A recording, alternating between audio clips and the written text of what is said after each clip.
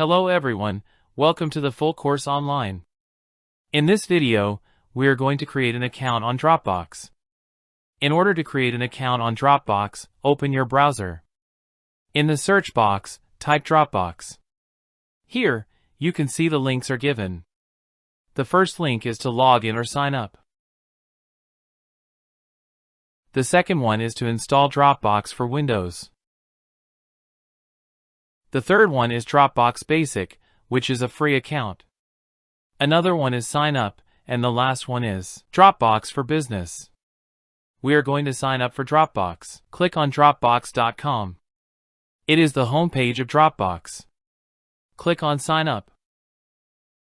Here you can see that you can use your Gmail account if you have one. If you don't have a Gmail account and want to create one, I have another video. The link is given in the description. If you have a Google account, you can use that. The other option is if you have an Apple account. You can use Dropbox using an Apple account. Or if you want to create your account on Dropbox.com. Click in the empty box.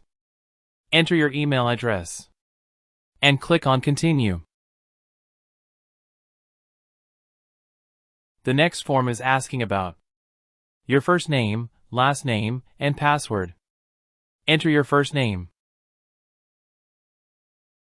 last name, and password. Use a strong password. There are 4 criteria for a strong password. It should be at least 8 characters. It includes 1 letter, small or capital, 1 number, and at least 1 special character. Click on Agree and sign up. Here are some packages of Dropbox. The first one is Dropbox Plus, which is for personal use. The second one is Dropbox Professional. And the third one is Dropbox Standard.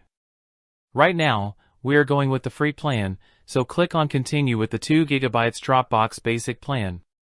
And that's it. Your account is created. Now you can log in. Click on the Login. Enter your email address. Click on Continue. And enter your password. If this is your personal computer and you don't want to enter your login again, you can check the Remember Me checkbox. And click on Login. That is the main area to handle your files. To manage your account. In order to log out, click on your account name in the top right corner. A menu will appear, and click on Log Out. Thank you.